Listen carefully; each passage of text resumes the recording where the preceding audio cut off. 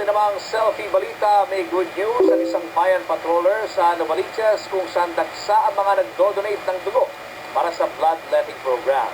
I-selfie balita mo yan, Raymar Gutierrez. Nandito po tayo ngayon sa barangay ng Kaisang Layan sa Novaliches para saksihan ang bloodletting program at tanging layunin po nitong bloodletting program na ito ay para sa mga karagdagang dugo na dadalhin sa Philippine Blood Bank Center. Ang isa sa benepisyo nito ay nare-replenish ang dugo ng ating mga katawan. At ang isa pa, para sa ating mga kabarangay, ay nabibigyan din sila ng 10 kilong bigas pagkatapos nilang mag-donate ng dugo.